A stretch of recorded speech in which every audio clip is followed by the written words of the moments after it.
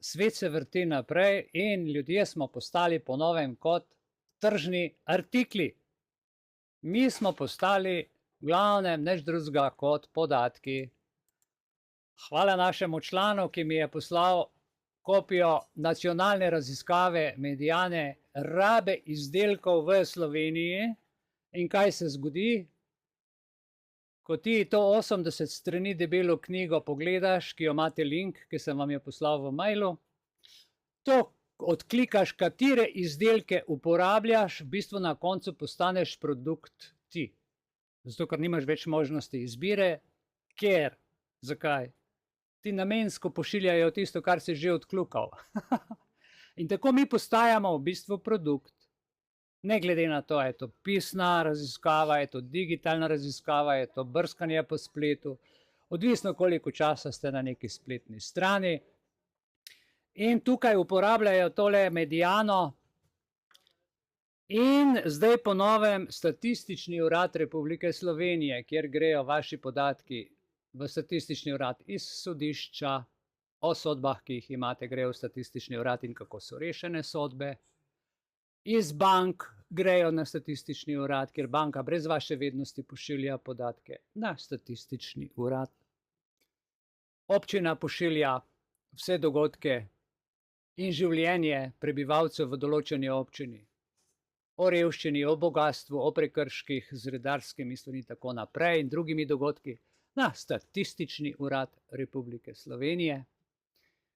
A veste, piko kartico, ki jo imate in hodite v Mercator, v te razne trgovine, se vidi, kdo ste, kaj kupite, koliko zapravite, kje šparate.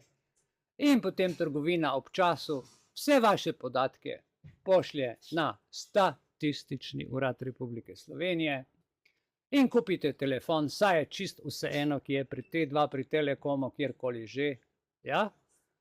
Operater spremlja, koliko časa ste na spletni strani, kaj listate, kje listate, kaj klikate, koliko ste na bankingu, koliko ste na nekem časopisu, koliko gledate YouTube, koliko gledate elektronski mail, koliko časa ste na portalih, družbenih omrežjih, Facebooku in to statistiko seveda pošljajo na Statistični urad brez vaše vednosti.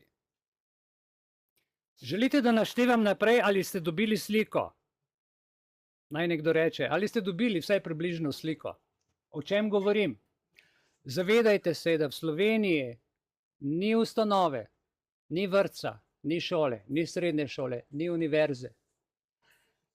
In zdaj hočejo še v družine, itak prek mobitelov in televizij in vsega tega, kar že govoriš noter, ti že zvok analizirajo in kateri kanal gledaš in kaj gledaš. Reci in bo televizija zaigrala in ko jo ugasneš, te vse poslušajo, tako da imajo še dodatne informacije.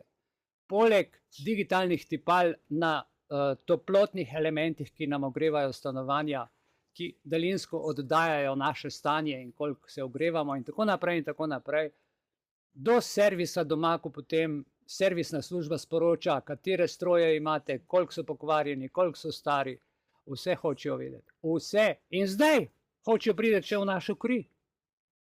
Ja? Tako da Internet of Things, se pravi internet stvari, praktično sploh več ne bo, kot je ura, kot je verižica, kot je mobitel, ampak hočejo kar nas narediti internet stvar, da bomo kar mi se v internetu sprehali in vse o nas želijo vedeti. To so te raziskave, ki peljejo v to smer. Zdaj, dragi moji prijatelji, postavlja se vprašanje prednosti, slabosti in etična vprašanja. Torej, ko sem jaz to pisno raziskavo bral, kot je raziskava Mediana glede rabe izdelkov v Sloveniji, so ključnega pomena za razumevanje potrošniških navad. Pa to je že stara stvar. Ampak to, kamor se zdaj pelje, je pa že nasilje nad državljani, nad prebivalci, nad otroci in nad našim življenjem. Ne? Podatki, ki jih dobivajo, so zlato. Novo zlato so naši podatki, kjer po prejemu podatkov naših mi postanemo produkt. In se uporabljajo podatki za neke optimizacije, tržnih strategij, za razvoj novih izdelkov, tako pravijo, prilagajanje obstoječih storitev potrebam potrošnikov in tako naprej. Ampak gledajte, ob tem se meni zastavlja pomembno vprašanje, o čem? O zasebnosti. Komu sem jaz dal dovoljenje, da moj podatek, če sem jaz dal moj osebni podatek za nakup telefona, nisem dal hkrati dovoljenja, da Telekom lahko moje podatke, ki se tam kopičijo, brez moje vednosti pošlje statističnemu uradu.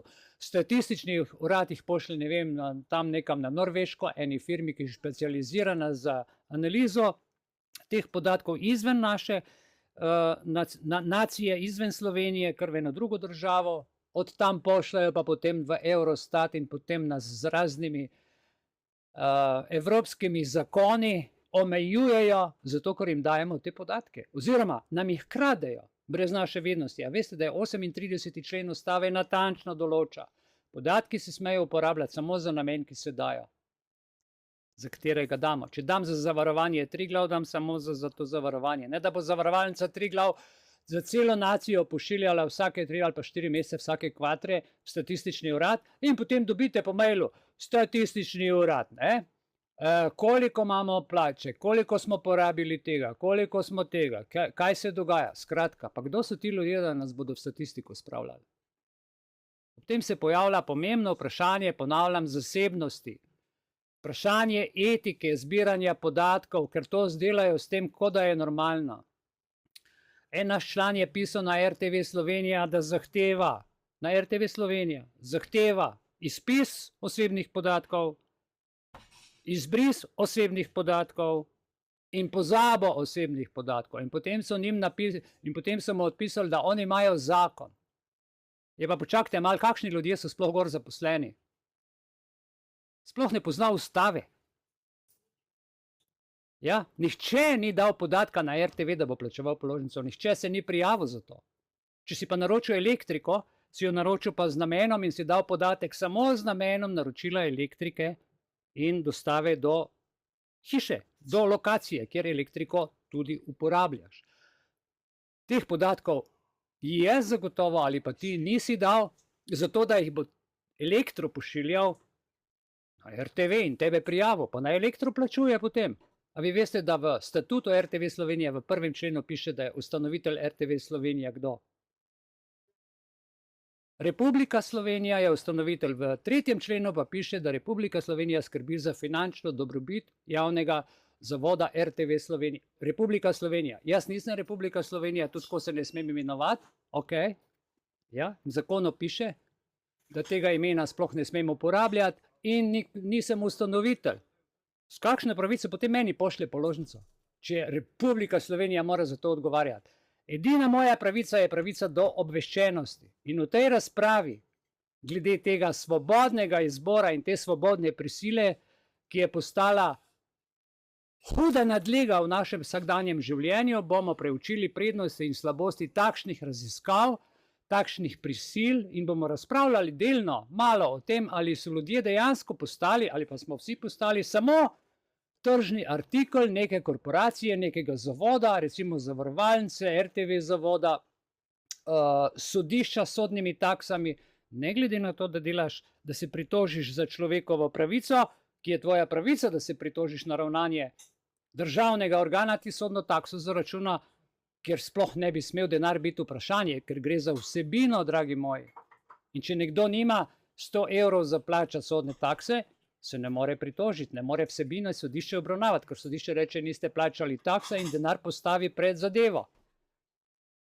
Žalostno, da ti ljudje, ki so zaposleni in bi mogli svojo materijo poznati, svojo delovno materijo ne poznajo, oziroma jo tako dobro poznajo in mislijo, da je mi ne poznamo, da nas tukaj goljufajo. Recimo nacionalna raziskava, kot je Mediana, ki sem vam je poslal po elektronski pošti in jo najdete tudi seveda na Telegramu, sem jo dal na Facebook, greste v poročilo noter, boste tam našli link. V drugem delu našega predavanja je link od spodaj, kliknite in si pogledajte, kaj pravzaprav sploh ena taka raziskava na 80 straneh, kjer te Mediana prosi, da to rešiš v enem tednu, ta zvezek en teden rešuješ, če ga rešiš. Ker ti glava tako dela potem in se sploh ne zavedamo, kaj vse ponujajo in kaj vse od nas zahtevajo. In najprej omogoča takšna raziskava podjetjem, kaj jim omogoča? da absolutno razumejo, seveda, če pošteno rešimo tako raziskavo, a ne, mojo osebno usmeritev življenja, ali pa če imajo veliko teh raziskav sploh kompleten trend naroda ali pa neke lokacije ali pa nekega območja, trende in preference potrošnikov na tistem območju, ne? In izboljšujejo kakovost izdelkov, storitev, ki jih ponujajo, saj se le-te potem bolje prilagajajo, rečejo, potrebam trga. Ni res. To ni potreba trga. To je vsiljevanje nečesa, kar so mene pogruntali in mi potem tisto nenehno, da si povečajo promet. A vi veste, ko greste kupiti obleke v trgovino z oblekami, da je v tisti omarici, kjer se zaprete noter in se date ženske obleko gor, da je tisto ogledalo vas zoža, polepša in da vi izgledate v tisti obleki, ma fantastično. Bejba iz sanj, princesa, poprijete pa domov, pa si date to coto gor novo, ne, pa rečete, mate, pa kakšna pa sem, ne, ko špegu pa pol realnost pokaže. Imate dva ogledala in s tem si povečujejo prodajo, ljudje božji. Dajte se malo zbuditi. Ne, gledajte, poleg teh raziskav, ki so na vse močne finte, je pogled tudi v širše družbene trende, kot so okoljsko ozaveščanje, pravijo, da je to, kar ne verjamem. Govorijo o nekem zdravem življenjskem slogu, dajo mi pa v statistični zvezek noter same strupe, praške, ne vem, spreje in tako naprej. In govorijo o trajnostnih izdelkih in o trajnostnih storitvah. Trajnostno za njihov žep, jaz rečem, ne. Z našega vidika pa ne najbolj trajnostno, ker je prazen žep, pa še nezdravo za našo kožo, življenje, prehrano, obleke in tako naprej. Če gremo zdaj z znanstvenega vidika, veste, so takšne raziskave sicer, gledajte, pomembne za akademike, za študije, za kakšen improvement, recimo za kakšen napredek človeški, ki omogočajo analizo, ampak ko se vtaknejo v analizo vedenja mene, tebe ali pa recimo temu potrošnika v neki demografski skupini, pa takšni rezultati po moji oceni samo za njih prispevajo k boljšemu razumevanju gospodarskih in družbenih sprememb. Za njih, za nas pa ne. Pa rečejo, da smo mi tisti, ki škodimo, da smo mi tisti, ki nosimo plastične vrečke, da smo mi tisti, ki okolje onesnažujemo. In to naj bi bilo oblikovanje bolj učinkovitih javnih politik. Zato so te raziskave narejene. Zato smo mi postali v bistvu kaj? Potrošniki, mi smo potrošna roba postali na podlagi tega. Kljub številnim prednostim, če jih vzamemo. Seveda so neke prednosti, če imaš informacije. Take raziskave so lahko prej škodljive, kakor pa koristne. In ena izmed glavnih kritik, ki se pojavlja, o kateri sem pa danes že povedal, pa je vprašanje zasebnosti.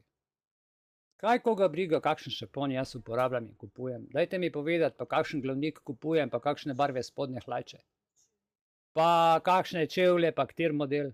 Ampak to, a veste, ta statistika vse noter, katero marko, koliko veliko, kolikrat na leto, koliko čevljev znucaš, vse. Poglejte si, kar je zanimivo. Imate link, prelistite, da boste dobili sliko. Ne? Podatki, recimo, zbrani s pomočjo, ne vem, anket, kamer, mobilnih telefonov, umetne inteligence, danes na cesti te snemajo, povsod lahko v bistvu razkrivajo, še barvo mojih očal, ne, pa mi še take ponudijo na internetu, da ja kupim. Osebne navade in preference posameznikov raziskujejo. Potem pa rečeš, zakaj to delate? Vse so ti podatki anonimizirani. Pa kako je lahko podatek anonimiziran, če jaz mail, pa mi v mailu pride noter. Zdaj že v mail pošiljajo meni reklamo. Grem na Facebook, pa mi tam že zraven letijo reklame, še preden preberem poročila mojih prijateljev, recimo na Facebooku, ki naj bi tako bilo, mesto reklam, ne. Kamorkoli se obrnem, odprem telefon, se mi že časopisna reklama odpre. Berem članek, mi že moje stvari se vrtijo v slikcah med branjem članka. In potem rečejo, da je to anonimizirano. Ne? Lepo vas prosim. To je vsiljevanje izdelkov, ki jih potrošnik prvič ne potrebuje, ne želi, če ravno so ugotovili, da je nekaj takšnega kupil, da nekaj takšnega ima rad, ampak to je omejevanje osebne svobode. In kaj je najhujše, postavi se vprašanje soglasja. Ključno je soglasje. In če se mi s tem strinjamo, dragi moji, pa se pač strinjamo. Jaz se z vsem ne morem strinjati, zato sem zelo sovražen. Zakaj bi jaz mogel po volji neke korporacije ali pa nekega politika ali pa neke organizacije nekaj početi, se nekam hoditi, se nekaj cepiti, nekam združevati, pa za nekaj glasovati, za stvari, ki niso v mojem interesu. Za stvari, ki pa so v mojem interesu, pa noče nihče slišati. Zakonodaja na področju recimo varstva podatkov itak prepisuje, da morajo podjetja pridobiti izrecno soglasje posameznikov. Ampak to je samo floskula na papirju, papir vse prenese. In za obdelavo podatkov je vprašanje, ko ti klikneš, ali je to resnično informirano in prostovoljno. Naj vam nekaj povem, kaj je zdaj Vrhovno sodišče ugotovilo v zvezi z švicarskimi krediti, ko so ljudje podpisovali tiste pogodbe, a veste, je droben tisk, ne? In človek je podpisal pogodbo. In kje je zdaj napaka? Pravno, formalno, seveda, je pogodba podpisana, ampak informativno, pravilno stranka ni bila seznanjena. Zato vsebinsko kompletna zadeva pade. In sodišče je vso zadevo vrnilo spet na nižjo stopnjo v rešitev. Ne? Razumete poanto? Ja? In to odpira vrata za mnoge potencialne zlorabe. Misliš, da če je nekdo tiho, da se s tem strinja in tako naprej. Ne? In ljudje smo postali tržni artikel. V sodobni družbi je podatek najdragocenejša dobrina. Res smo ljudje postali tržni artikel korporacij. Vseh visokotehnoloških korporacij, agencij, ki se zanašajo, predvsem zdaj s to umetno inteligenco, na ogromne količine podatkov. Več, ko imajo podatkov, bolj so natančni. Več, ko jih zberejo, bolj nas lahko fuzlajo. Ampak, poglejmo zdaj dobro stran. Če mi preprečimo podatke, če se s tem ne strinjamo, inteligenca nima o čem razmišljati, kaj bojo pa potem naši gospodarji? Brez naših podatkov ne morejo nič, brez naših osebnih ne morejo nič. Brez našega privoljenja, če imamo to zavest, ne morejo. Se ni treba vsega imeti, se ni treba vse napisati, I agree, I accept, strinjam se, odkljukam, podpišem. Dajte malo prebrati, dajte se malo zamisliti. A je res to stvar potrebujem?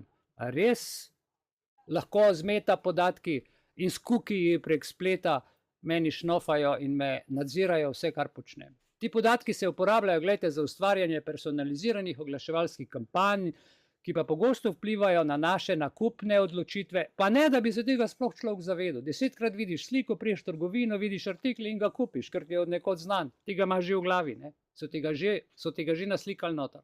Ja? Vprašanje je, ali je to pravično do nas posameznikov, individualne osebe. A smo še sploh individualna oseba, ali bomo vsi, ne vem, head and shoulder šampone kupovali, ne? Medtem pa bom rekel, saj nekdo meni, da je to v korist prilagajanje izdelkov za boljše družbo, za storitve in drugi opozarjajo spet na nevarnosti, recimo na izgubo zasebnosti, manipulacijo, vsiljevanje izdelkov. Vse to smo zdaj že 3-krat povedal, ne? Ampak, a imamo mi sploh še možnost izbire danes? Kupiš avto, ki je na zunaj drugačen, noter ima pa isti nemški stroj, vsaka mašina. Vse je fake. Kupiš mobitel, pa ima zunaj zlate zobčke, en je rdeč, en je plav, noter ima pa isti čip od iste firme. Gre, gledajte, za možnosti, kot so ciljno usmerjeni oglasi in temeljijo, veste kako, zgolj na osebnih podatkih. Meni se zastavlja vprašanje, kako to stvar preprečiti.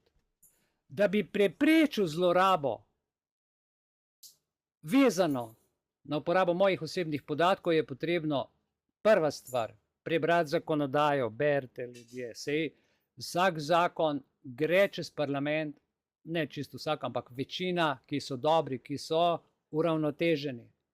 Saj ima vsak zakon več odstavkov, pa več paragrafov. Če poznate pač samo enega, je to vaša krivda, ali pa če vam policist samo enega navede, drugega, ki pa piše za vašo rešitev, pa ne preberete, je to vaša stvar, saj zakonodaja je javna. Če ravno jo zadnje čase zelo skrivajo, moraš biti presneto spreten, da karkoli najdeš. Varstvo potrošnikov je plačano strani Evropske unije, dobivajo sredstva Evropske unije in verjemite mi, da je varstvo potrošnikov vse pod kontrolo. Pod kakšno kontrolo varstvo potrošnikov? Da varuje samo tiste produkte in samo tiste korporacije in samo tiste firme, seveda, ki želijo imeti prednost pred ostalimi. Če bodo želeli nekoga pokopati, mu bodo izdelek vzeli iz polic in taka firma propade isti dan. Ja? Tako je danes vse občutljivo postalo. In veste, mi kot potrošniki, jaz ne rad to besedo uporabljam, zato ker jaz nisem potrošnik, jaz sem kreativc. Če meni reče nekdo, da sem jaz potrošnik, veste, v kakšno ime me spravi? Sramotno. Mi smo kreativni ljudje, po božji podobi ustvarjeni, mi nismo potrošniki. Ta beseda potrošnik je treba črtati iz zakonodaje in sploh iz slovara. Potrošnik, jaz sem potrošnik, jaz nisem potrošnik. Če kaj rabim, si kupim, zato ker to potrebujem, nisem pa potrošnik. Seveda, če sem pa zmanipuliran, potem pa sem potrošnik. Ja, potem sem pa mogoče, kako si rekla, potrebnež. Potrebnež, ja. In tukaj mi o tem nismo nedvoumno obveščeni, ne o zakonodaji, ne o ozadju nastanka zakonodaje, ne o lobiranju. Glejte, potrebno je pač zagotoviti neko soglasje za zbiranje podatkov resnično prostovoljno informirano in to so stvari, ki pač vključujejo pravico do zavrnitve. Imamo pravico zavrniti, imamo pravico izpis do podatkov, pravico do pozabe podatkov in pozabil sem vam prej povedati, z RTV Slovenije so arrogantno napisali, da to pač ne gre. Na kar smo se zbrali skupaj in smo naredili RTV pametnjakovičem lepo evropsko zakonodajo in ustavo in smo povedali jim strukturo, katero zakon je nad katerim. Ampak se delajo norca, veste, pa se dajmo še mi malo norca delati. In pravica do zavrnitve. Dajmo to narediti. A ste kdaj pisali na Statistični urad Slovenije, katere podatke imajo o vas? Naj nekdo piše, pa naj pošlje v društvo, kaj me bodo odpisali. Resnično nas tukaj to zelo zanima. Imamo veliko dela, zato rabimo vašo podporo, vašo pomoč. Naj nekdo piše na banko. Zakaj pošiljajo vaše bančne podatke na Statistični urad? Samo vprašanje. Pišite Statističnemu uradu, kdo jim dostavlja vaše podatke. Me zanima, kaj vam bodo odgovorili. Pišite v šolo, kam pošiljajo podatke vaših otrok. Policiji, sodišču, socialni službi, banki, komu vse, kam vse pošiljajo, kam grejo podatki od vaših otrok. Zdravstven dom. Absolutno ne smejo hiše zapustiti osebni podatki. Zato, ker so dani za namen vpisa otrok. In tukaj je ustava natančna. 38. člen ustave si preberite še enkrat. Vkolikor vam ne dajo, imate pa potem seveda možnost dostopa do informacij javnega značaja in zahtevate od pooblaščenke informacijske, da napiše odločbo taki ustanovi, ki pač noče z vami komunicirati. Zakaj pa noče? Ker živijo od podatkov, živijo od našega, kaj jem, kaj pijem, kaj kupim, kje hodim, kje me snema, pa kaj koga briga. In pomembno je, da se spodbujajo etične prakse pri uporabi umetne inteligence, ker zdaj smo v zelo veliki nevarnosti. V sekundi nas imajo noter, umetne inteligence. In od leta 2012 tukaj v Ljubljani župan s kamerami in mikrofoni in vsem tem z umetno inteligenco sledi vsak gib prebivalcev v mestu. In ta zadeva se zdaj širi, zdaj bo še Fužine zaprl. Zdaj bo Ljubljana do Fužin zaprta, ne boste mogli z avtom, boste mogli ne vem koliko časa, 45 minut, peš z enega konca na drug konc mesta. Govori pa o 15-minutnem mestu, a ne? Ok, glejte, ko smo pri tej nacionalni raziskavi, katerega je ta Mediana kot podjetje opletena, podrobne raziskave prinašajo številne prednosti. Ne rečem, ampak morajo biti nekje meje, odpirajo seveda ta etična vprašanja in se moramo zavedati naših tveganj, povezanih z zbiranjem in uporabo osebnih podatkov. To je v bistvu naše življenje. Predstavljajte si statistični urad, kjer so vsi podatki. In zdaj 250 plus ljudi je tam zaposlenih in ta center je takrat naredil iz evropskih sredstev Janša. Ali pa vzemite davčni urad, ki pošilja vaše podatke iz davčnega urada pošiljajo tudi statističnemu uradu. Pa se vi sploh zavedate? Ja. Vsi podatki iz davčnega urada grejo tudi tja. Če bi naštel 85 parametrov je, po katerih statistični urad za vsakega posameznika v Sloveniji zbira podatke. Pa to je še malo. Še malo. To so samo ključne besede, ki sem jih jaz v statističnem uradu direktno prebral in preštel. Da ne boste mislili, da si izmišljujem. Ja? Kako bi zdaj mi naredili ustrezne varovalke? Pazite, ustrezna varovalka, ki je zakonsko določena. Ker ti ljudje so šli preko vseh meja, mislijo, da jim je vse dovoljeno. Da zaščitimo sebe, posameznike, svoje otroke pred zlorabami. Edino tako lahko nekaj dosežemo, ravnovesje med koristjo in ravnovesje med raziskavo. In seveda zaščito prebivalstva. Pustimo besedo potrošnik, ker je zmanipulirana. Prelistajte vsebino tega, kar sem vam poslal, tiskane raziskave, po pregledu zvezka pa se vprašajte, kako je danes videti digitalna raziskava vašega življenja in navad, če je že tiskana tako huda. 10 minut premora in hvala za vašo pozornost.